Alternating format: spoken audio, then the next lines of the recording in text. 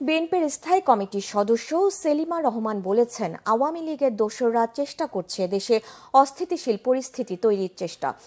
এমন অবস্থায় সবাইকে সহনশীল হবার আহ্বান জানিয়েছেন তিনি। এদিকে দলের সিনিয়র যুগ্ম মহাসচিব রুহুল কবির রিজভী বলেছেন, এই সরকার মঈনুদ্দিন ফখরুদ্দিন সরকারের মতো জাতীয় নির্বাচন বাদ দিয়ে অন্য নির্বাচন করতে চায়। আহমেদ সরওয়ারের রিপোর্টে বিস্তারিত।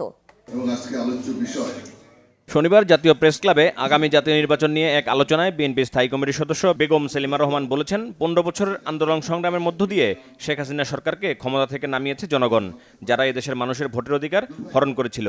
এখন মানুষ চায় তাদের ভোটের অধিকার ফিরে আসুক। জনগণের দল হিসেবে বিএনপিও চায় জনগণ ভোটের অধিকার ফিরে পাক।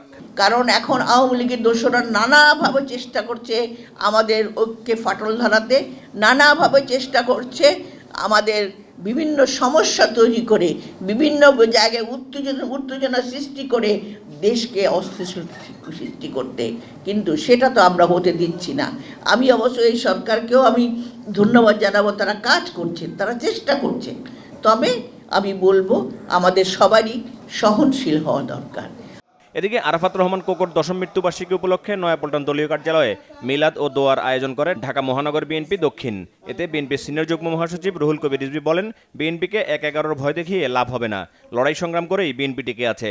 বিএনপি সবসময় অবাধ সুষ্ঠু জাতীয় নির্বাচনের পক্ষে। প্রত্যাশা করব যেখান থেকে বঞ্চিত হয়েছি আমরা, সেই গণতন্ত্রের অপরিহার্য শর্ত অবাধ সুষ্ঠু নির্বাচন। সেই নির্বাচনের কথা আমরা বলবো না? এদেশের মানুষ ভোটাররা দীর্ঘ 17 বছর ভোট দিতে পারেনি, তো তারা কি ভোট দেবে না?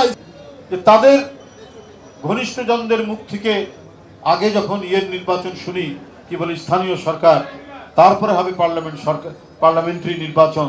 তো এই কথা, এগুলো তো আমরা মঈনুদ্দিন ফখরুদ্দিনের কাছ থেকে সময়ও আমরা দেখেছি, তারা তাই করেছে।